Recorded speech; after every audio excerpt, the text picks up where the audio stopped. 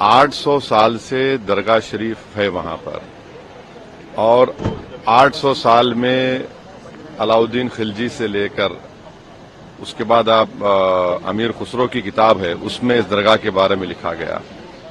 फिर बादशाह अकबर ने वहां पर कई चीजें बनवाई। फिर मुगलों का दौर जब खत्म हुआ तो मराठाओं का दौर शुरू हुआ। फिर मराठाओं का दौर जब कमजोर पड़ गए मराठा तो 18,000 रुपये में उन्होंने अंग्रेजों को बेच दिया। उस वक्त भी कई जैसे जयपुर का रॉयल फैमिली है उन्होंने 40,000 का सिल्वर पेश किया दरगाह के लिए, खिदमत की दरगाह की। देश के हर प्रधानमंत्री उर्स के दौरान वहां पर चादर बिछाते हैं। हमारे पड़ोस में जो 2 ममालिक हैं, कंट्रीज हैं, उनका ऑफिशियली डेलीगेशन वहां पर जाता है।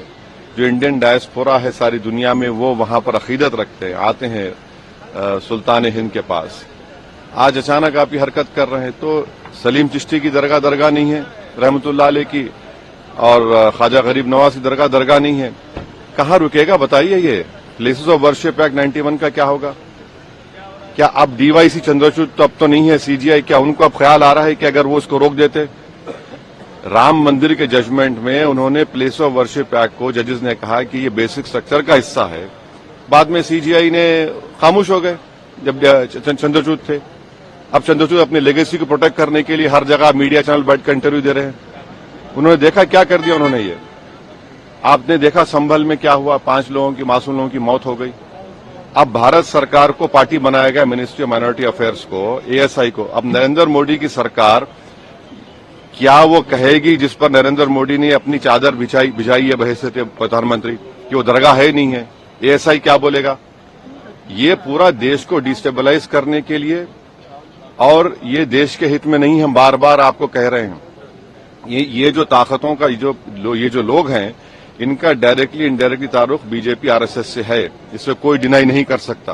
मोदी भी वहां चादर भेजते हैं। बीजेपी आरएसएस ने मस्जिदों और दरगाहों को लेकर इतनी नफरत क्यों फैलाई है? निचली अदालतें पूजा स्थल पर अधिनियम सुनवाई क्यों नहीं कर रही हैं? इस तरह कानून का शासन और लोकतंत्र कहाँ जाएगा? यह सही नहीं है। देश के हित में काम करना चाहिए। मोदी और आरएसएस की सरकार देश में कानून और शासन को कमजोर कर रही है। यह सब भाजपा और आरएसएस के इशारों पर हो रहा है। नहीं, इस पे भाजपा और आरएसएस कहाँ से आ गई? असुद्दीन ओवैसी साहब हमें लगता है गांजा फूंक करके बयान देते हैं। ये जो जांच का है, सर्वे का है, चाहे जो केस को स्वीकार किया है माननीय कोर्ट ने किया है, और कोर्ट कुछ न कुछ देखा होगा ना।